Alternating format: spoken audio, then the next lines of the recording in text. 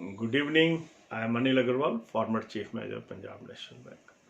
So we all are eagerly awaiting for RRB notification and daily watching IBPS website also for the same. This week there is very high probability that they may come out with the notification. So today is Wednesday.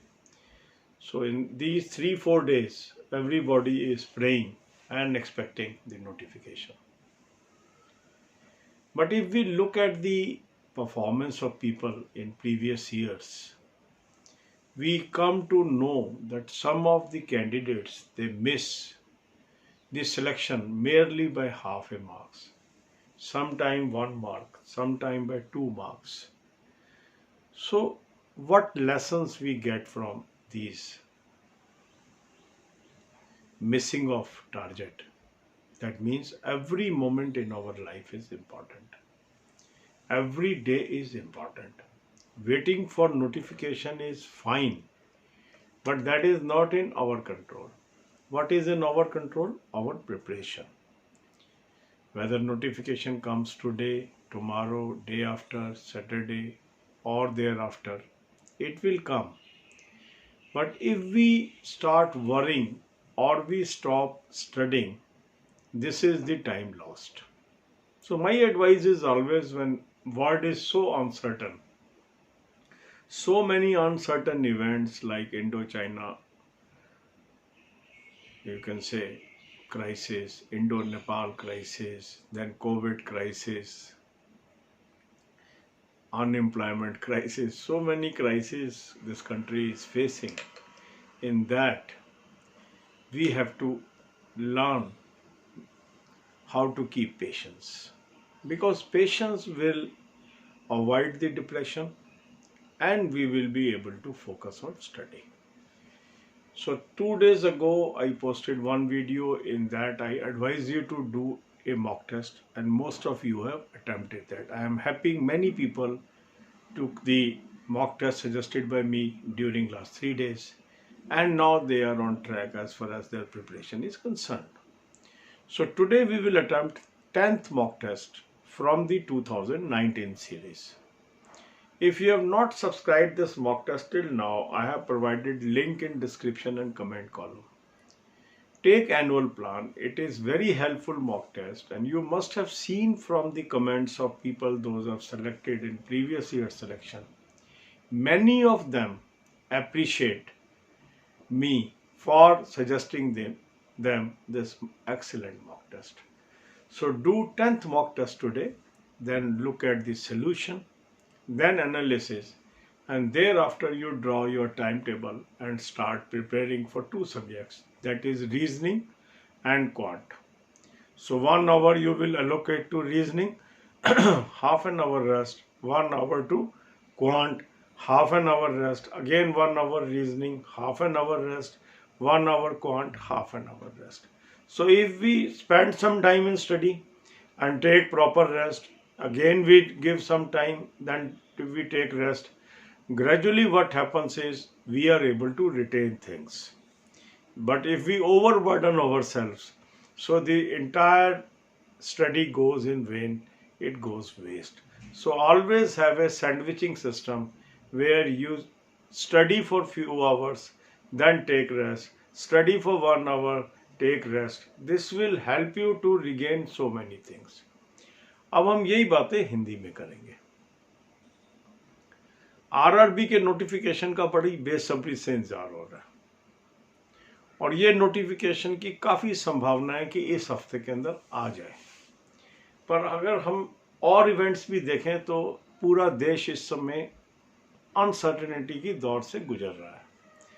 एक तरफ Indo China का problem चल रहा है, एक तरफ Indo Nepal का problem चल रहा है, एक तरफ कोविड की प्रॉब्लम चल रही है, एक तरफ कैसे इंडस्ट्रीज फंक्शन करें इसकी प्रॉब्लम चल रही है, एक तरफ मैसिव अनएम्प्लॉयमेंट की प्रॉब्लम चल रही है।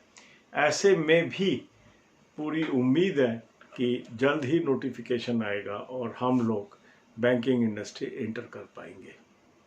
ऐसे में हमें करना क्या है? हमें पेशेंस बनाए रखनी है।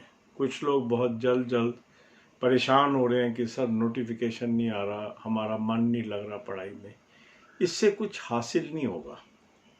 आप पिछले सालों के एक्सपीरियंस से सीखें।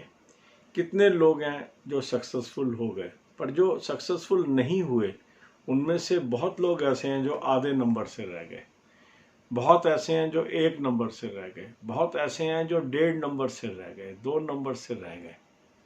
दैट मीन्स यदि एक एक क्षण को हम इस्तेमाल करेंगे, एक एक दिन को हम इस्तेमाल करेंगे, तो हमारे साथ ऐसी घटना नहीं घटेगी कि हम कुछ ही नंबरों से रह गए। इसीलिए नहायत ज़रूरी है कि हमें अपने अंदर आत्म संयम बना के पढ़ाई पर ध्यान बनाए रखना है। ये जो इवेंट्स हो रहे हैं ये किसी के हाथ में नहीं है, और इन इवेंट्स को देखते हुए कैसे कैसे परिस्थितियां पलटेंगी, कैसे कैसे स्थितियां बनेंगी, ये भी किसी के हाथ में नहीं है। पर हमारे हाथ में क्या है? पढ़ाई करते रहना। जो भी रिक्रूटमेंट बोर्ड्स हैं वो पूरी मेहनत कर रहे हैं कि कैसे एग्ज़ाम ले लिया जाए, कब एग्ज़ाम ले लिया जाए। वो अपना प्रयास कर रहे हैं, अपना काम कर रहे हैं। अब जब भी वो नोटिफिकेशन आएंगे वो हमारे सामने आएंगे, पर हमने अपनी दृष्टि पढ़ाई से नहीं हटानी है। तो जो लोग पिछले हफ्ते, मैंने 3 दिन पहले एक वीडियो डाला था, उसके बाद मैंने देखा काफ़ी लोगों ने मॉक टेस्ट परचेज़ किया। ऑलरेडी काफ़ी लोग हैं जो मॉक टेस्ट कर रहे हैं। कुछ लोगों ने मुझे बताया कि हमने भी ले लिया है, कमेंट्स में भी बताया, व्हाट्सएप पे भी बताया। तो जिन लोगों ने अभी तक ये मॉक टेस्ट नहीं लिया वो ले लें, आपको फ़ायदा होगा। बहुत ही अच्छा मॉक टेस्ट आपको मैंने रिकमेंड किया है। जो लोग 2019 या उससे पहले भी सिलेक्ट हुए हैं उनके अगर आप कमेंट्स भी पढ़ेंगे, काफ़ी लोगों ने मेरी तारीफ़ की कि सर आपने बहुत अच्छा मॉक टेस्ट हमें सजेस्ट कर दिया। आप भी इसका फ़ायदा उठाइए।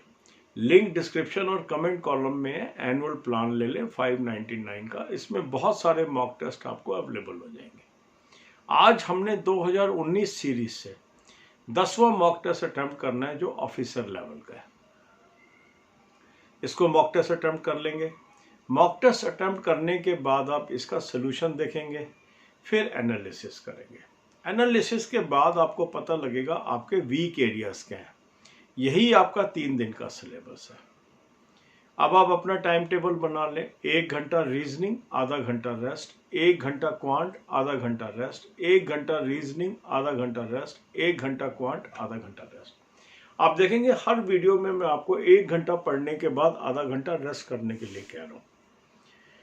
ये खासकर उन लोगों के लिए बहुत महत्वपूर्ण है जो लोग कहते हैं सर हम बहुत पढ़ते हैं, याद नहीं रहता कुछ भी।